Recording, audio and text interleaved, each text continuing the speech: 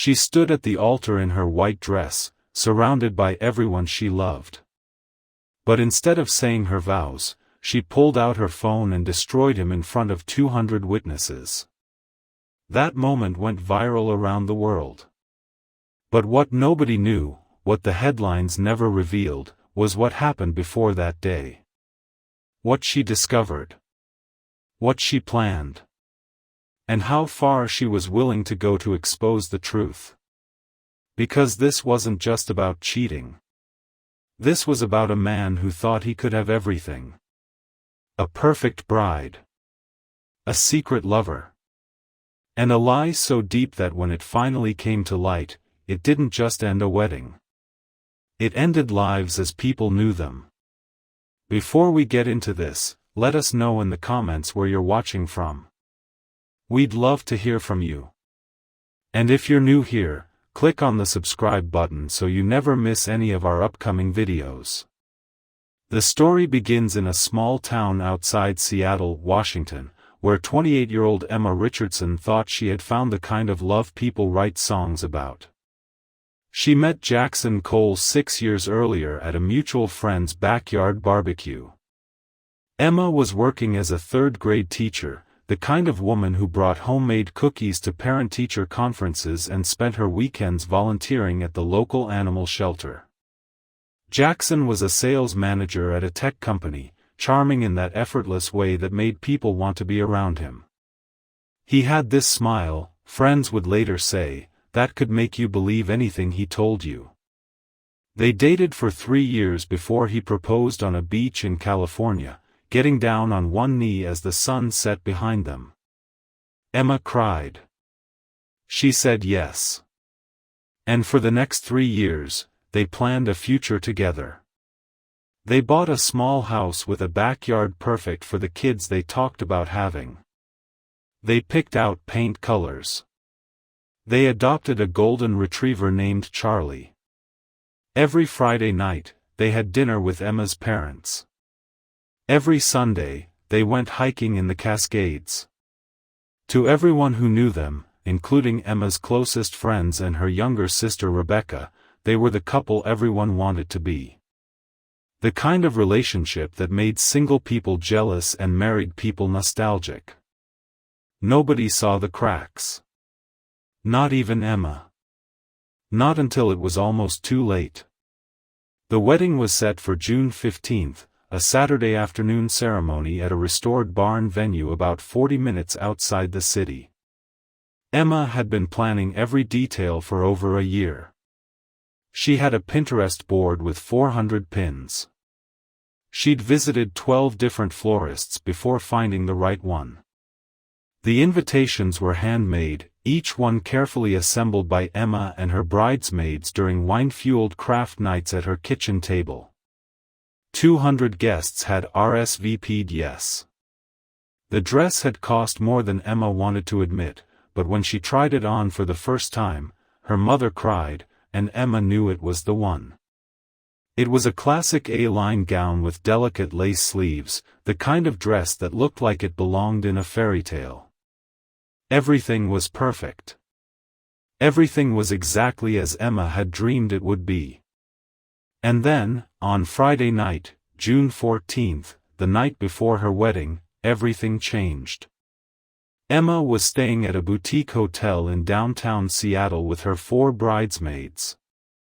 They'd ordered room service, opened champagne, and were sprawled across the king-sized bed painting their nails and laughing about embarrassing stories from college. Emma's phone buzzed from the nightstand. She reached for it absently, expecting maybe a good luck text from her mom or a sweet message from Jackson. Instead, she saw a notification from an unknown number. The message was simple, just 7 words that would destroy everything she thought she knew. It said this: I wouldn't marry him. Will you? Below the message were screenshots. Dozens of them. Text messages between Jackson and someone named Violet. Emma's hand started shaking before she even finished reading the first one. The messages went back months. Some were from February, just after Valentine's Day, when Jackson had surprised Emma with a weekend trip to Portland.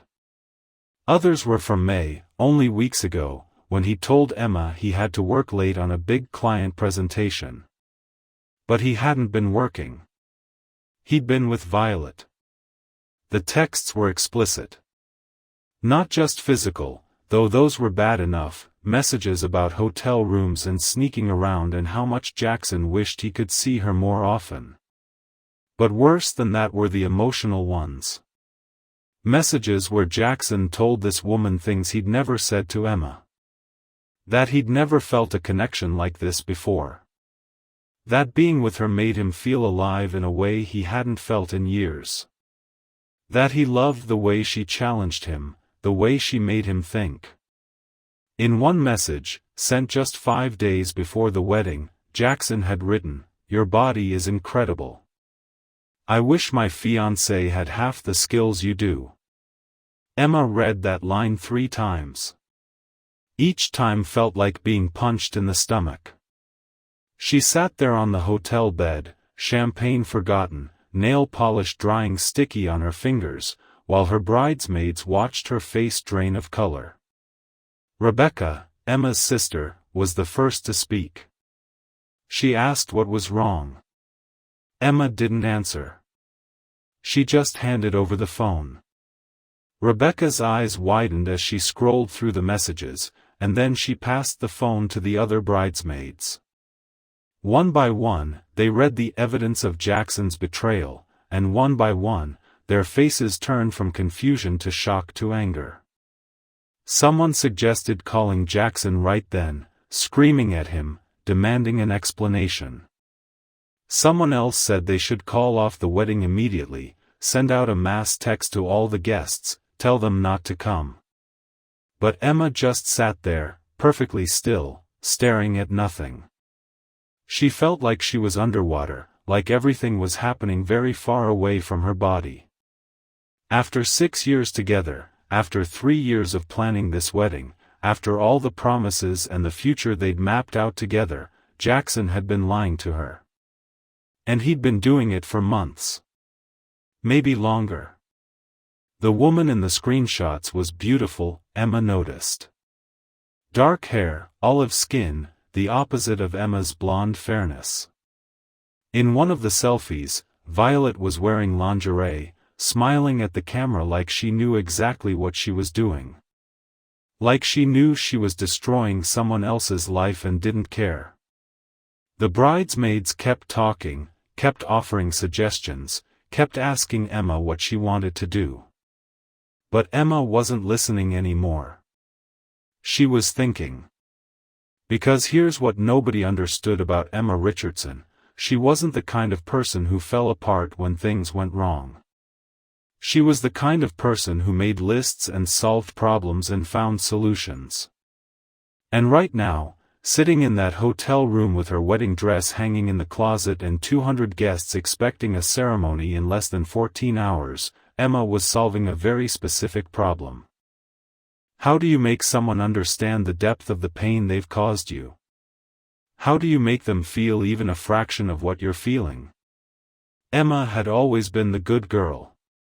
The one who followed the rules, who didn't make scenes, who smiled through discomfort and apologized even when things weren't her fault.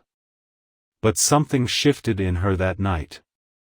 Something cold and clear and absolutely certain. She wasn't going to cancel the wedding.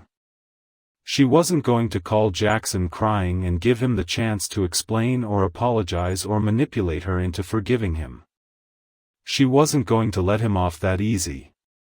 No, Emma was going to let him stand at that altar tomorrow, in front of everyone they knew, thinking he'd gotten away with it. And then she was going to destroy him the same way he'd destroyed her. With the truth. In front of everyone. Where he couldn't run or hide or lie his way out of it. Her bridesmaids thought she'd lost her mind when she told them the plan. Rebecca especially tried to talk her out of it, said it would be too painful, too public, too humiliating. But Emma had never been more sure of anything in her life. She told them all to go to bed, to get some sleep, to show up tomorrow morning ready to help her get dressed just like they'd planned. And then, once they'd reluctantly agreed and gone to their own rooms, Emma sat alone in the dark and thought about Jackson. About all the times he'd kissed her goodbye in the morning and then probably texted Violet on his way to work. About all the nights he'd climbed into bed beside her and held her while she fell asleep, knowing he'd been with someone else hours earlier. About how he'd looked her in the eyes and promised to love her forever while planning to keep this other woman on the side indefinitely. If you're still watching at this point, drop a comment with "I'm still here." Let's see who's truly following this shocking story. Emma didn't sleep that night. She couldn't. Every time she closed her eyes, she saw those text messages, saw Jackson's words to another woman, words that should have been only for her. By the time the sun came up on Saturday morning, June 15th, Emma had made her decision. She got up, took a shower, and started getting ready for her wedding day. Her bridesmaids arrived at 8 in the morning, still uncertain about Emma's plan but committed to supporting her no matter what. They helped her with her makeup, styled her hair in soft waves like she'd always wanted, and carefully buttoned up the back of her wedding dress. Emma looked in the mirror and saw a bride. A beautiful bride. But she felt like she was wearing a costume, playing a part in a movie about someone else's life. This wasn't the happy bride she'd imagined being. This was something else entirely. At 10:30, the cars arrived to take them to the venue. Emma sat in the back seat of the town car, holding her bouquet of white roses and peonies, watching Seattle pass by through tinted windows. She thought about texting Jackson, warning him somehow, giving him one last chance to come clean. But she didn't. He'd had 6 years to be honest with her. He didn't deserve any more chances. The venue was perfect. The weather was perfect. The flowers were arranged exactly the way Emma had specified. String lights hung from the exposed beams of the barn, and white chairs lined both sides of the aisle. Guests were already arriving, dressed in their summer best, smiling and hugging and talking about how beautiful everything looked. Jackson's parents were there, looking proud and happy. Emma's mom was crying happy tears as she greeted people at the entrance. Nobody knew what was coming. Nobody except Emma and her bridesmaids, who stood with her in the bridal suite, watching her face for any sign that she might change her mind. But Emma's mind was made up.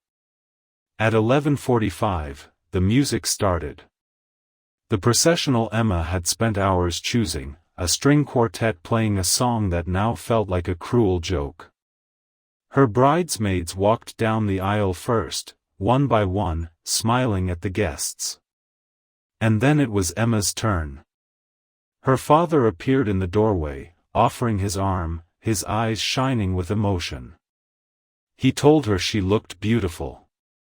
He told her he was so proud of her. Emma took his arm and stepped into the barn. 200 people turned to look at her.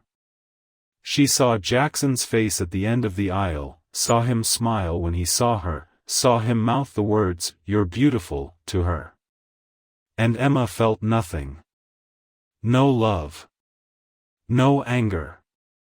Just a cold, clear determination to do what she'd come here to do. She walked slowly, one step at a time, her father beside her. The aisle felt impossibly long. Every step was heavy, like she was walking through deep water. When she reached the front, her father kissed her cheek and handed her over to Jackson, who took her hands in his and smiled at her like nothing was wrong. Like he hadn't betrayed her in the worst possible way. Like he thought he was about to get everything he wanted.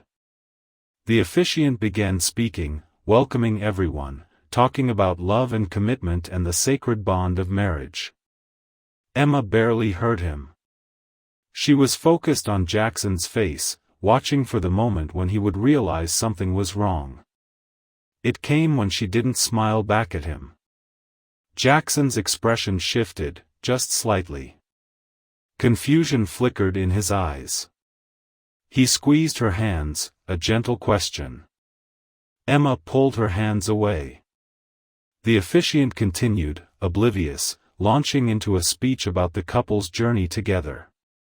Emma waited until he paused, and then she spoke. Her voice was clear and steady, carrying across the silent barn. She said, "There will be no wedding today." The room erupted in gasps and murmurs. Jackson's face went white. He reached for her, tried to take her hands again, but Emma stepped back. She pulled her phone from where she'd hidden it beneath her bouquet.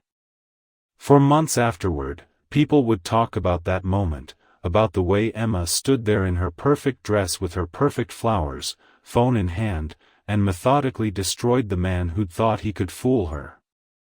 She didn't yell. She didn't cry. She just read every single text message that Violet had sent her. Every word of Jackson's betrayal, spoken aloud in front of his parents, her parents, their friends, their co-workers, everyone they knew. This weekend. You and I. It's on, hot stuff. Bring your A game, Emma read, her voice never wavering. Jackson tried to speak, tried to interrupt, but Emma's bridesmaids stepped forward, forming a barrier between them. Emma continued reading. Your body is incredible. And you know how to use it. I wish my girlfriend had half the skills you do. Jackson's mother made a sound like she'd been slapped. Emma's father stood up from his seat, his face red with anger. But Emma wasn't done. She read message after message, each one more damning than the last. She read about the hotels they'd met in, the lies Jackson had told, the future he'd apparently promised Violet even while planning a wedding with Emma. With each word, more color drained from Jackson's face. He looked like he might be sick. He looked like he wanted to disappear. When Emma finally finished, when she'd read the last message and lowered her phone, the barn was completely silent. Even the string quartet had stopped playing. 200 people sat frozen in their chairs, staring at Jackson with expressions ranging from shock to disgust to pity. Emma looked at Jackson then, really looked at him, and let her eyes fill with tears for the first time. She said, I loved you. I would have spent my entire life with you. And you threw that away for what? For some excitement? For someone who made you feel good about yourself? You didn't just cheat on me, Jackson. You made me stand here in front of everyone and promise forever to someone who was already breaking that promise. Jackson tried to speak then. He said her name, reached for her again, but Emma moved away. He said he was sorry, that he could explain, that it wasn't what she thought. But everyone in that room had just heard exactly what it was. There was no explaining away those messages. No way to make them mean something different. Jackson stood there at the altar, alone, while everyone stared at him. And then, without another word, he turned and walked out. His best man followed him, nearly running to keep up. The doors slammed shut behind them, and the sound echoed through the barn. Emma turned to face the guests. She was crying now, tears streaming down her face, but she was also smiling. She said, I'm sorry you all had to see that. I'm sorry this day didn't turn out the way any of us expected. But I'm not sorry for telling the truth. Jackson thought he could have it both ways. He thought he could keep me and keep her and nobody would ever know. Well, now everyone knows. And I hope it was worth it. Then she addressed the room again, I know you all traveled here to celebrate a wedding. And I'm so grateful you did. I love all of you. And as horrible as this is, I'm glad you're all here to witness me choosing honesty. Choosing myself. So there won't be a wedding reception today. But there will be a celebration. A celebration of truth, of integrity, of following your heart even when it hurts. If you want to stay and celebrate with me, the bar is open and the food is paid for. If you want to leave, I understand. Either way, thank you for being here. For a moment, nobody moved. And then Emma's mother stood up, walked to her daughter, and pulled her into a tight embrace. Rebecca was right behind her. Then Emma's best friend. Then the bridesmaids. Within minutes, half the room was surrounding Emma, hugging her, telling her how brave she was, how proud they were. Some people did leave, mostly Jackson's family and friends who couldn't face the humiliation of staying. But most of the guests stayed. They stayed and they ate the carefully prepared dinner. They drank the expensive wine Emma and Jackson had picked out together. They danced to the DJ Emma had spent months researching. And they celebrated Emma's courage. Later, much later, when most of the guests had gone home and only Emma's closest friends remained, someone asked her how she felt. Emma thought about it for a long time before answering. She said she felt free. That for 6 years, she'd been building a life with someone who was lying to her, and now she didn't have to pretend anymore. She didn't have to wonder if he was telling the truth. She didn't have to waste any more time on someone who didn't deserve her. Yes, it hurt. God, it hurt so much she could barely breathe sometimes. But at least now she knew. At least now she could move forward with the truth instead of living in a beautiful lie. The story could have ended there, with Emma exposing Jackson and moving on with her life. And for a while, that's what people thought had happened. But there was more to the story. Much more. Because what nobody knew, what even Emma's closest friends didn't know, was that Emma hadn't just exposed Jackson at the altar. Before that day, in the weeks leading up to the wedding, Emma had done something else. Something that would later make national news and turn her story from a viral moment into a full-blown investigation. It started 3 weeks before the wedding, on a Tuesday afternoon in late May. Emma had been feeling uneasy about Jackson for months, though she couldn't quite explain why. He'd been distant, distracted, spending more time on his phone than usual. There were little things that didn't add up, excuses that seemed too convenient, moments when he'd snap at her for asking simple questions. Emma told herself she was just stressed about the wedding, that she was overthinking things. But the feeling wouldn't go away.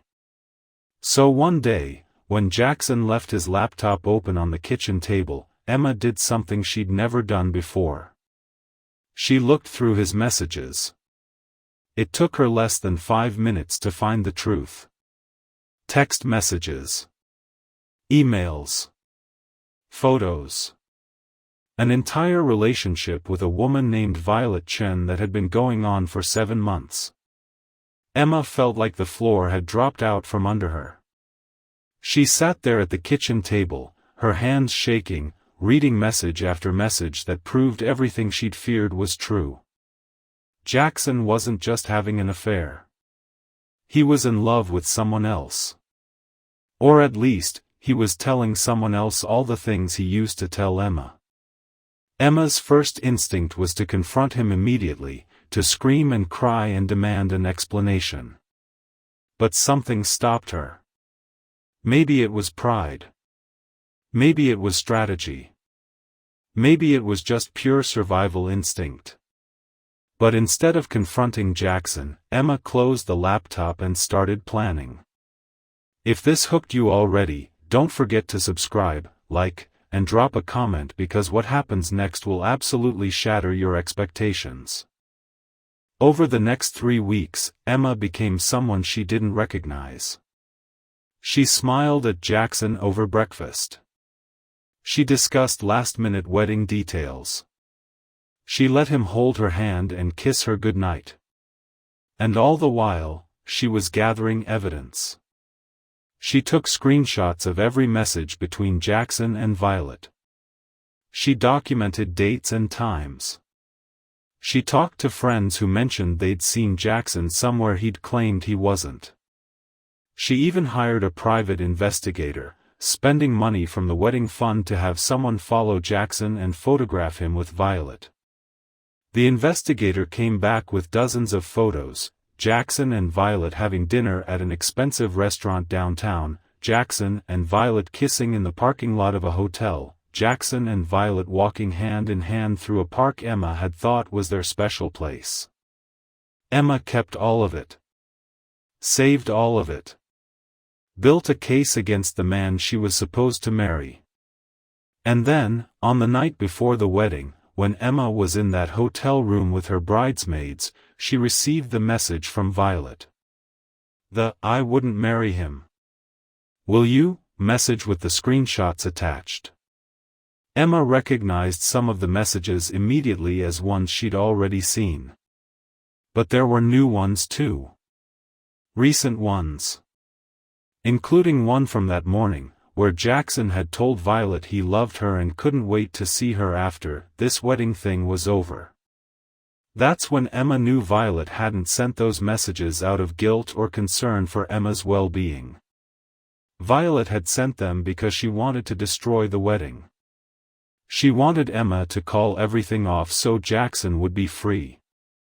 So Violet could have him all to herself. And Emma almost gave her what she wanted. Almost. But then Emma realized something. If she cancelled the wedding, if she called it off quietly and privately, Jackson would get to control the narrative. He'd tell people they'd grown apart. That the relationship just didn't work out. He'd play the victim, the heartbroken groom whose fiancée left him at the altar. And Violet would get exactly what she wanted: Jackson, free and clear, without the mess of a public betrayal. No. Emma wouldn't give them that satisfaction. Instead, she'd make sure everyone knew exactly what kind of man Jackson Cole was. She'd make sure his parents knew. His friends knew. His co-workers knew. She'd make sure that wherever he went for the rest of his life, people would remember him as the guy who cheated on his fiancée and got exposed at his own wedding. And that's exactly what Emma did. The altar exposure was devastating, humiliating, and perfect. But it was also just the beginning. Because after the wedding that wasn't, after the guests had gone home and Emma had taken off her dress and cried until she had no tears left, she started posting about what had happened. First on Facebook, then on Instagram, then on Twitter. She told the whole story. Showed the screenshots. Named names. Within 48 hours, Emma's story had been shared thousands of times. Then millions. News outlets picked it up. Morning shows wanted to interview her. She became, for a brief and surreal moment, famous. Not because of her wedding, but because of how she'd ended it. The internet had opinions, of course. Some people praised Emma for her courage. Called her a hero. Said every woman who'd been cheated on wished they'd had the guts to do what she did. Others criticized her for being cruel, for humiliating Jackson publicly instead of handling it privately. They said it was immature, attention-seeking, that she'd made a difficult situation worse. Emma didn't care. Let them judge. Let them have their opinions. She knew the truth. She knew that Jackson had humiliated her first, privately, for months, while she'd planned their future and dreamed about their life together. All she'd done was make it public. Jackson, for his part, disappeared. He deleted his social media accounts. stopped answering calls. According to mutual friends, he'd moved out of the house he and Emma had shared and was staying with a friend in another state. Some said he and Violet were still together. Others said Violet had dumped him once the whole thing went public, that she'd only wanted him when he was somebody else's, and the reality of being with him openly wasn't as exciting. Emma didn't ask. Didn't want to know. She was too busy rebuilding her own life. She sold the house, split the assets, filed for the annulment of the almost marriage. She went back to teaching, found comfort in her third graders who didn't care about viral wedding scandals and just wanted help with their multiplication tables. She adopted another dog, a rescue mutt named Pepper who slept at the foot of her bed and made her feel less alone. Months passed. The story faded from the news cycle. People moved on to the next viral moment, the next scandal, the next piece of entertainment. Emma's life started to feel normal again. Quiet. And then, one day in November, 6 months after the wedding that wasn't, Emma received an email. It was from Violet Chen. The subject line said, "I'm sorry." Emma almost deleted it without reading. She didn't want to hear from Violet. Didn't want her apology or her explanation or whatever justification she was offering. But curiosity got the better of her, and Emma opened the email. It was long. Pages and pages of Violet explaining herself. How she'd met Jackson at a work conference. How he'd told her he was unhappy in his relationship, that he and Emma were more like roommates than partners. How he'd said they were probably going to break up anyway, so it didn't really matter if he started seeing someone else. How Violet had believed him because she wanted to. How she'd convinced herself that what they had was real, was special, was worth the lying and the sneaking around. And then how, after everything came out, Jackson had blamed her.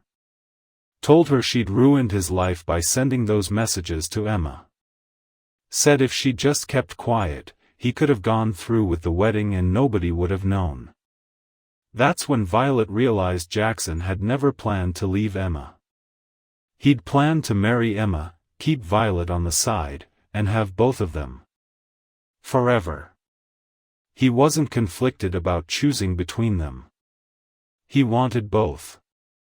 And when that didn't work out, when Violet forced a choice by contacting Emma, he'd turned on her completely. Violet's email went on to say she understood if Emma hated her. That she deserved it. But she wanted Emma to know she was sorry. That she'd been stupid and selfish and had helped hurt someone who'd never done anything to her. And that Emma had done the right thing, the brave thing, by exposing Jackson instead of quietly walking away. Emma read the email 3 times. And then, surprisingly, she wrote back. Not to forgive Violet, exactly. Not to become friends or bond over their shared history with Jackson. But to acknowledge that they'd both been manipulated by the same person. That Jackson had lied to both of them, used both of them, and destroyed both their lives in different ways. They exchanged a few more emails after that. Brief, cautious conversations that circled around their shared experience without quite addressing the depth of it. And then, eventually, they stopped. There wasn't really anything else to say. A year after the wedding, Emma was in a different place entirely. Literally. She'd left Seattle, taken a teaching job in Portland, started fresh in a city where nobody knew her story. She'd met someone new, a divorced dad named Marcus who taught history at her school and had a 7-year-old daughter who thought Emma was the coolest person in the world. It was slow, careful, nothing like the rush of falling in love with Jackson had been. But it was real. And it was honest. And that, Emma had learned, was worth more than any grand romantic gesture. People still occasionally recognized her. Someone would see her at the grocery store or the coffee shop and realize where they knew her from. "You're the wedding girl," they'd say. "The one who read the texts." And Emma would smile politely and say yes, that was her. And then she'd redirect the conversation or make an excuse to leave because she didn't want to be the wedding girl anymore. She wanted to be Emma Richardson, third-grade teacher, dog mom, girlfriend to Marcus, person who'd made it through the worst betrayal of her life and come out stronger. But late at night, when she couldn't sleep, Emma sometimes thought about Jackson. Wondered where he was. If he'd learned anything. If he'd done the same thing to someone else. And she thought about that altar, about standing there in her wedding dress with her phone in her hand, making the choice to expose him instead of protecting him. Some people said she'd been too harsh. Too public. Too cruel. But Emma knew the truth, she'd been exactly as harsh as the situation required. She'd matched Jackson's betrayal with her own form of justice. And if that made her harsh, if that made her cruel, then so be it. Because the alternative, quietly canceling, privately hurting, protecting Jackson's reputation while her own heart broke in silence, that would have destroyed her. At least this way, she'd destroyed him first. If you're still here, subscribe, because stories like this only work when people stay. So what's your take on this story? Do you think Emma did the right thing by exposing Jackson at the altar? Or should she have handled it privately? How would you have reacted if you received those messages the night before your wedding? Would you have had the courage to go through with what Emma did, or would you have cancelled everything and walked away? Put yourself in Emma's shoes for a moment. Imagine planning your wedding for 3 years, imagine buying the dress and sending the invitations and dreaming about your future, only to discover it was all built on lies. What would you do? How would you want the person who betrayed you to be held accountable? Drop your thoughts in the comments below. And here's the thing about Emma's story that makes it so powerful, it's not really about the wedding. It's not even really about Jackson's cheating, though that's obviously what started everything. It's about agency. About a woman who could have been a victim, who could have let this betrayal define her, who could have shrunk down and disappeared and let Jackson and Violet and everyone else control the narrative. Instead, she took control. She made a choice, a hard choice, a choice that would follow her for years. But it was her choice. And in a situation where everything else had been taken from her, her trust, her future, her sense of safety, that choice was everything. Think about the women in your life who've been cheated on, who've been lied to, who've had to decide whether to stay or go, whether to forgive or fight. How many of them made themselves smaller to accommodate someone else's betrayal? How many of them protected their partner's reputation while their own dignity was stripped away? Emma refused to do that. She refused to shrink. She refused to protect Jackson from the consequences of his own actions. And yes, it was messy. Yes, it was public. Yes, it probably caused her pain in ways she didn't anticipate. But it was honest. It was true. And in a world where we're taught to be polite, to be accommodating, to not make scenes, there's something revolutionary about a woman who stands up in front of 200 people and says, "This is what happened to me, and I'm not going to pretend it didn't." Now, what happened to Jackson after all this? That's the question everyone asks. Did he learn his lesson? Did he change? Did karma catch up with him? According to the last information Emma had, through mutual friends who occasionally updated her even though she didn't ask, Jackson had moved to California. He was working at a different tech company. He'd dated a few people, but nothing serious. His friends said he was different now, quieter, more careful. Whether that meant he'd actually learned something or just gotten better at hiding his true nature, Emma didn't know. And honestly, she didn't care. Jackson's journey, whatever it was, wasn't her concern anymore. Her concern was moving forward. Building a life that was true and honest and hers. Finding happiness not in someone else, but in herself. And that's what she was doing. Slowly. Day by day. Teaching her students. Walking her dogs. Going to dinner with Marcus and his daughter. Learning to trust again, learning to love again, learning to believe that not everyone would betray her the way Jackson had. It wasn't easy. There were days when the anger came back, when she thought about all the time she'd wasted on someone who'd never really valued her. There were nights when she wondered if she'd ever fully get over it, if there would always be this scar tissue around her heart making it harder to fully open up to someone new. But mostly, she was okay. Better than okay. She was happy in a way she'd never been with Jackson, even in the good years before she knew about Violet. Because this happiness was based on truth instead of illusion. On who she actually was instead of who someone wanted her to be. And that, Emma had learned, was the only kind of happiness worth having. So here's the real question this story asks us: what do we owe the people who betray us? Do we owe them privacy? Discretion? The chance to save face? Or do we owe ourselves the truth, the whole truth, spoken out loud where everyone can hear it? Emma chose truth. She chose exposure. She chose to make Jackson face what he'd done in the most public, most undeniable way possible. And whether you think that was right or wrong, you have to admit, it took courage. It took strength. It took a clarity of purpose that most people, in their worst moments, can't access.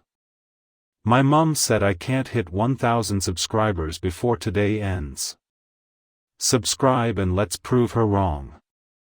Now, before I let you go, I want you to really think about something.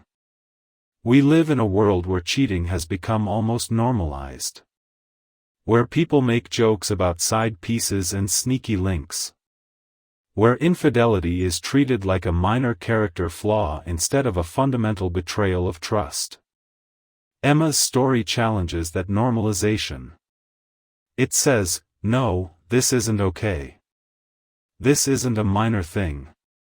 This is a complete violation of everything a relationship is supposed to be. And the person who does this should face consequences, real consequences, public consequences. Not hidden apologies and private shame, but actual accountability.